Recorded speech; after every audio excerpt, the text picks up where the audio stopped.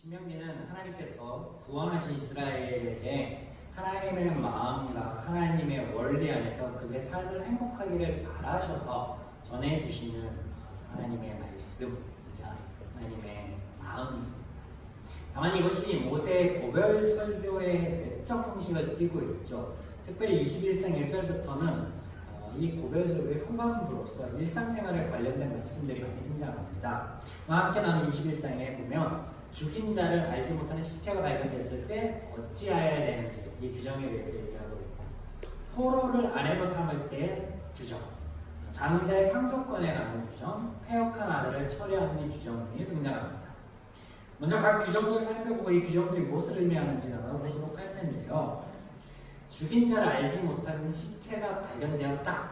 그때 하나님께서 그 시체를 발견하는 곳에서 가장 가까운 성읍에 위치한 장로들과 제사장들은 멍에를 매지 않는 송아지를 잡아서 이스라엘 중에 각을 지하여 먹으라, 제사함을 받으라 라고 하십니다. 여기에 등장하는 시체가 누군가에 의해서 살해되었던 시체를 의미합니다. 문법적으로도 살해된 시체, 칼로 찔려서 죽임당한 시체 이렇게 의미합니다. 그래서 살인자를 찾는 게 아니라 대속의 의식을 행하라고 하는 거죠. 살인자를 대신하여 송아지를 잡아서 죽이라고 하십니다.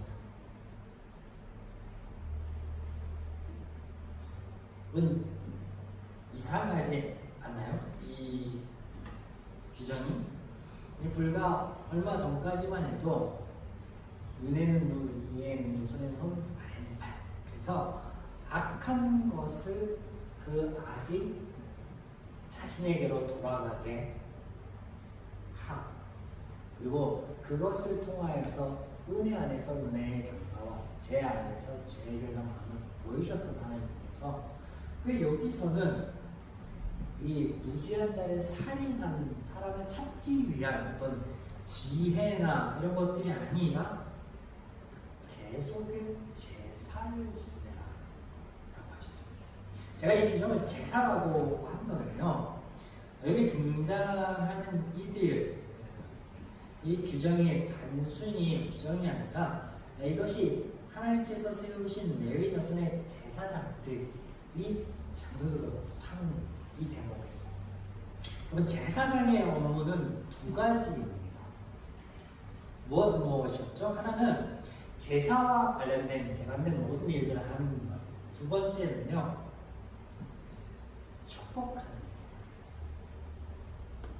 백성들을 축복하는 이걸 했다. 오늘도 이런 구절이 등장하죠. 5절 보면 레위 자손 제사장들도 그리로 갈지니 그들은 내 하나님 여호와께서 택하사 자기를 섬기게 하시며 또 여호와의 이름으로 축복하게 하신 자라.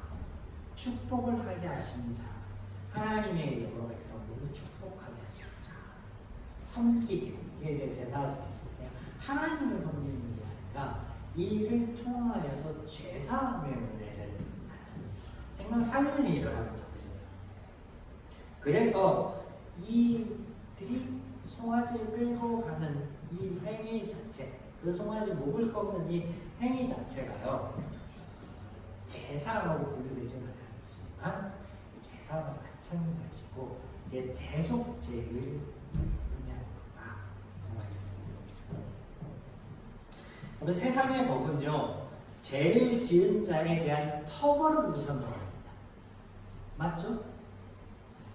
강도상해는 몇 년 이하 징역 혹은 벌금 얼마, 이런 법 규정들이 있잖아요. 처벌을 우선으로 합니다.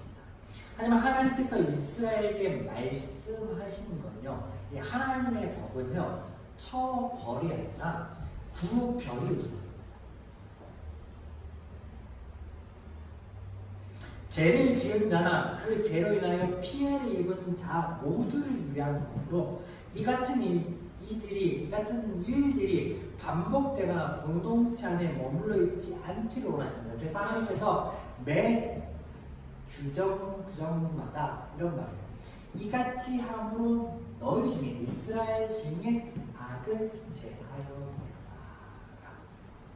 그래서 신명기에 보면은 이 말씀이 계속 반복하여서 구절구절 사이 등장해요. 몇 번이고 말씀을 풀어드렸었죠. 그래서 하나님의 법은 세상의 법과 달리 뭐가 다르다고요? 중요한 내용. 뭐가 다르다고요? 세상의 법은 쳐버리고서 하나님의 법은 구별. 무엇을 구별하는데? 무엇을 구별하고 무엇을 나누는데? 지난주에 나눈 말씀 가운데 한번 구별이라는 것을 도입해 볼까요? 뭐가 구별이었어요? 하나님께로부터 은혜와 생명을 살리고 행복의 원리가 온다. 죄로부터는 뭐가 오고 죽음이 오고 불행이 오고 공동체 깨짐이 오고 그런 의미에서 얘는 손, 발에는 발. 그것을 말씀하시는 거예요. 구별. 이스라엘 백성에게 하나님이 언약을 맺으면서 하신 것도 구별이었죠. 내가 너희를 세상에 발이 놓는 자, 제사장 나라 삼으며 아브라함에게 한 것도 복의 근원으로 구별하여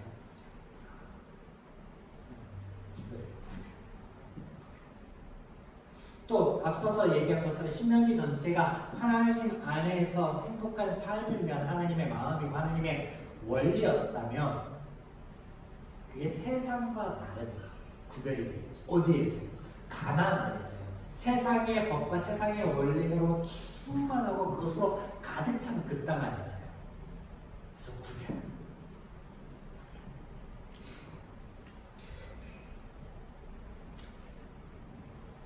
오늘 등장하는 죽인 자를 알지 못하는 시체를 발견하였을 때 행하는 규정을 보십시오. 살인자를 찾기 위한 지혜나 방법이 아니라 앞서 말씀드린 것처럼 이 같은 죄가 이스라엘 안에서 반복되지 않기를 원하시는 마음에서 이 일, 멍에를 매지 않은 송아지를 데려다가 목을 꺾고 그 피를 계속 드려라. 그래서 9절 너는 이와 같이 여호와께서 보시기에 정직한 일을 행하여 무죄한 자의 피 흘린 죄를 너희 중에서 제할지니라. 이와 같이 너희 안에서 대표성을 띠는 이들이 나아가서 하지만 이것에 대해서 하나님께서 이 대표성이라고 해서 누군가가 아니라 너희 전체가 이스라엘 전체가 이 같은 일을 다시는 하지 말아야 될 것을 이것을 통해서 알고 보아야 될 것이다라는 의미에서 이러한 일종의 퍼포먼스를 하게 하시는 거죠. 첫 번째 말씀이었어요. 두 번째 다음으로 등장하는 말씀은요. 하나님께서 취하게 하시는 것, 하나님 손으로 넘긴 전투가 발생했을 때 그곳에서 네가 어떤 한 여인의 마음에 들어서 그 여인을 취하려 할 때는 이러이러하게 하라라고 하는 구절인데요. 우리 지난주에 한번 이어서 말씀을 생각해 볼까요? 하나님께서요 이스라엘에게 하나님이 주신 지역, 하나님이 인정한 지역 외의 땅을 점령하고 기업을 확장시키고 넓히는 것을 원천적으로 허용한다고 하지 않는다? 허용하지 않는다 하셨습니다. 그래서 지계석을 옮기지 마라, 주춧돌을 옮기지 말라 라는 말씀과 더불어서 그 말씀이 등장하죠. 자, 그렇다면 오늘 하나님께서 손에 넘기신 그럼 이 전투는 뭐예요? 하나님께서 허락하신 전투인 거예요. 하나님께서 이스라엘에게 기업으로 주신 전투를 의미하는 거예요. 그러면 여기서 해야 될 한 가지가 있습니다. 그게 뭐예요? 진멸.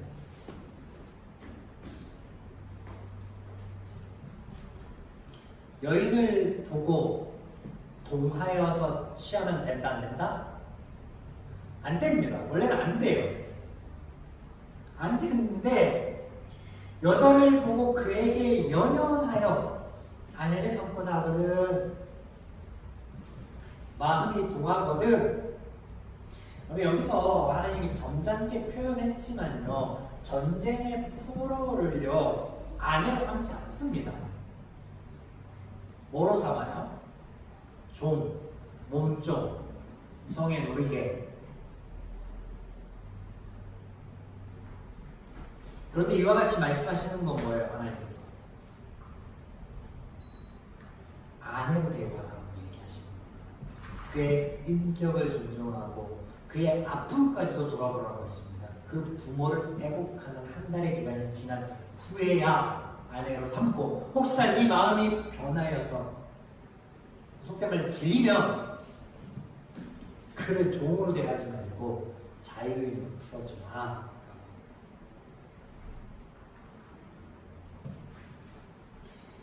그럼 이 대목만 보아도요, 하나님께서 가나안을 허락하실 때 이것이 심판이나 강제가 아님을 알 수 있어. 하나님께서 하신 말씀의 진멸이라는 것이 사람의 생명을 해하는 것에 국한되지 않은 걸 알 수 있습니다. 하나님이요 포로예요, 포로. 근데 그 포로의 인격을, 그리고 그가 당한 아픔까지도 하나님께서 돌아보라고 하십니다.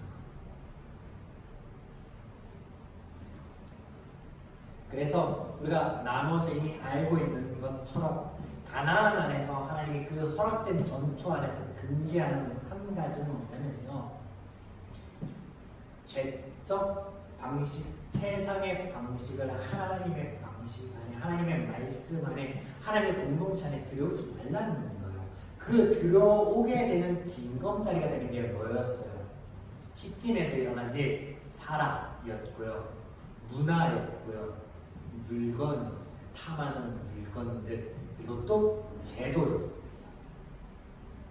그건 말씀하시는 거예요. 다음으로 등장하는 게 이 장자의 상속권인데요. 재밌습니다. 요약하시면 이런 거죠. 사랑과 미움으로 서열을 두지 말라는 거예요. 장자에 대한 서열을 사랑과 미움으로 두지 말라는 거예요. 이런 거죠. 첫 번째 아내보다 내가 두 번째 아내를 사랑하는데, 두 번째 아내의 아들과 첫 번째 아내의 아들이 있을 때, 첫 번째 아내의 아들이 장자이면 내가 미워하는 아내의 아들이라도 그가 장자의 권리가 있으니까 그 장자의 권리를 옮기지 말라는 얘기예요. 반대로 얘기하면 뭐예요? 반대로 얘기하는 게 아니라, 이렇게 말씀하시는 표면적인 건요, 가정 안에서 공의와 정의는 세워지는 것이 그 표면적인 말씀인데요, 이 내면 안에 있는 거라는 거죠. 이건 장자의 권을 부여하고 그걸 취하는 거는요, 사람이에요. 가장이 그것을 할 수 있어요. 근데 좋아하고 미워하는 건 사람이 할 수 있단 말이에요. 근데 장자라고 하는 거는 누가 할 수 있어요? 하나님이요. 내가 둘째 부인을 사랑한다고 해서 둘째 부인에게 난 아들이 장자가 될 수 있느냐? 그렇지 않아요. 될 수도 있지만 안 될 수도 있어요. 마음대로 할 수 있는 게 아니에요. 그래서 이 말씀은 뭐예요? 이 말씀에서 우리가 분별하고자 한다는, 분별이라는 것을 도입해서 앞서 말씀한 걸 도입해서 하자고 한다면, 네 마음과 생각을 하나님의 은혜보다 앞서지 말라. 하나님 말씀 앞서지 말라는 거죠. 자, 태의 열매가 하나님의 상급이라고 그랬어요. 하나님께서 주신 선물이라고 그랬어요. 근데 그 선물의 서열을 스스로 정하겠다고 하는 잘못된 겁니다. 하나님께서요, 이스라엘이 나의 장자이고 그 장자가 나에게 속량되었으니까 너희가 재물을, 짐승의 새끼, 그리고 또 너희 안에 제사장 직분을 행할 레위인들 따로 둠으로 그것을 대신하게 하였어요. 그때 이스라엘이 제사의 순회를 볼까봐 처음 난 새끼들 너무 튼실해서 다른 둘째 태어난 새끼, 셋째 태어난 새끼를 하나님께 바치는 일이 발생할 거라고 하나님 그 금하시는 경우도 등장하잖아요. 그런 거 하지만 난 그런데 이 하나님의 원리와 이 하나님의 말씀 안에 서 있지 못해서 불행했던 한 인물이 있습니다. 우리가 말씀을 나눴을 때 창세기 누구였어요? 야곱.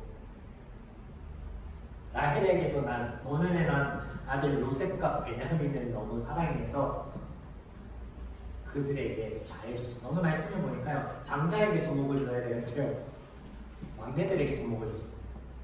그래서 그 결과가 어떻게 됐어요? 가정이 파괴되고 풍지박산이 되는 거죠. 다음에 등장하는 게 태역한 아들에 대한 규정인데, 제가 그 규정이라고 편의상 얘기하지만 법 규정이 아닙니다. 하나님께서 말씀하시는 율법, 법이 아니에요. 행복한 삶의 원리고 하나님의 마음입니다. 제가 계속해서 강조합니다. 그냥 기니까 하나님의 마음과 법, 하나님의 마음, 하나님의 원리 안에서 이렇게 설명하고 규정으로 이렇게 얘기하고 있지만 편의상 그런 게 아니다. 앞서서 얘기한 것처럼 세상의 법 규정과 규례와 다르죠. 하여튼 자, 패역한 아들. 판결을 할 때 하나님께서 꼭 두세 사람, 세 사람 이상을 두어서 판결하라고 했는데요. 이 자녀에 대한 판결에서는요, 부모로 족하다고. 혹시 어머니만 있으면 어머니 하나로 족하고, 아버지 하나만 있으면 아버지 하나로 족하다고. 왜? 이거는 그러면 하나님께서 하신 말씀의 예외 규정이거든요. 판결의 예외 규정이거든요. 왜 그럴까요? 왜 공정을 위해서 여러 사람의 말을 다 들어보라고 해놓고 왜 가정에서 벌어지는 일은 부모의 얘기만 들어도 족하다라고 하셨을까? 왜 그래요? 여러분,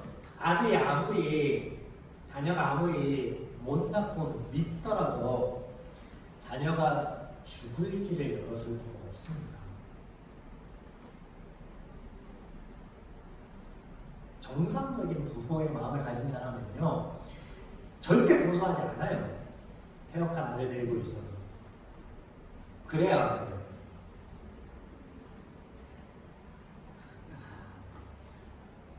근데 이것을 하라고 하세요. 난 이 어려운 걸 하라고 했습니다. 이유는 뭐예요? 이유는 한 가지. 이스라엘 중에 너희 공동체 중에 아버지야. 공동체를 세우는 것. 그게 너희 가정을 위한 일이라는 거예요. 가정이 깨어지고 아픔을 가져주는 일이 아니라 가정을 위한 거예요.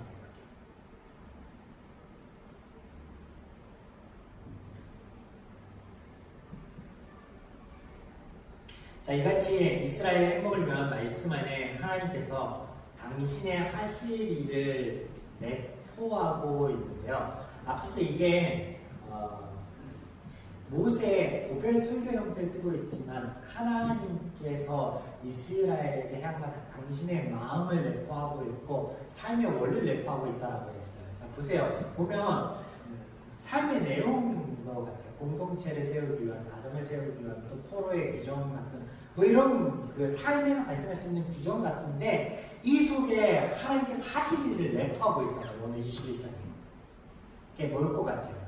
그 말은 제가 따로 떨어뜨려서 설명을 드렸지만 그게 하나로 이어지는 한 가지의 주제가 있다는 거예요.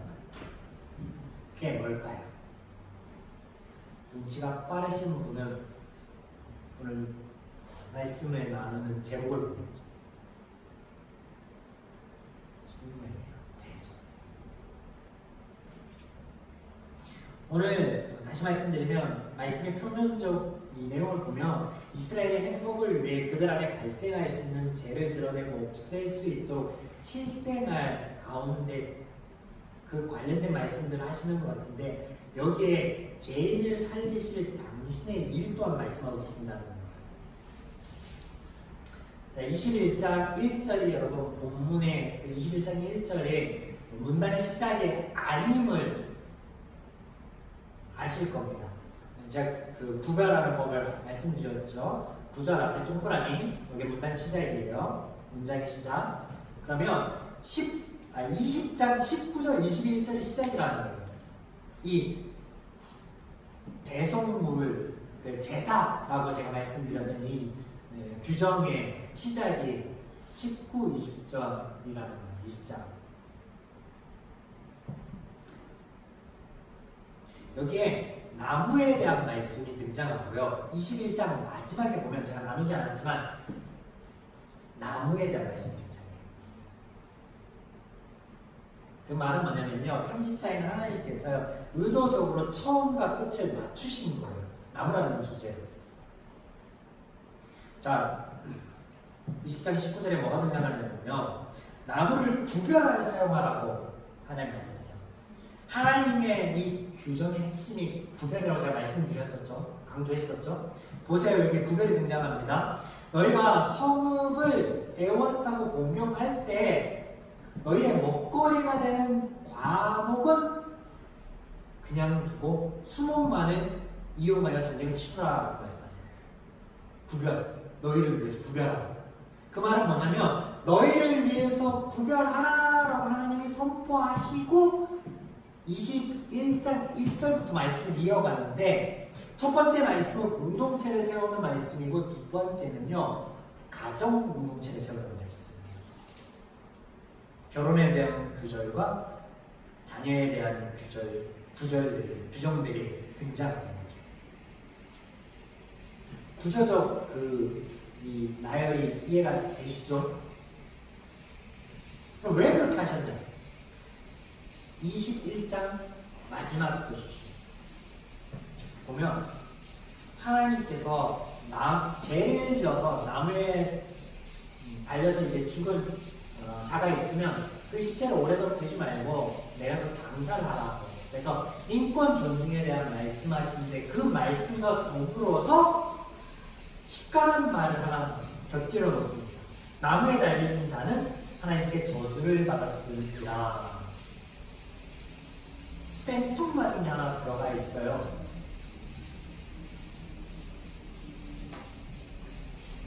요 의미를 알려면요 20장 19절부터 이어와야 됩니다. 그래서 이 의미가 뭐라는 거예요? 속량, 대속, 그리스도 사역에 대해서 하나님의 하실 일에 대해서 내포하고 있는데 저주를 받았다. 나무에 달려서 저주를 받았다. 하나님이 당신을 저주를 한 거예요. 그렇잖아요. 대속물로서 영원한 속죄물과 온전한 속죄물로서 달리신 분이 하나님의 아들이셨습니까? 하나님이셨습니까?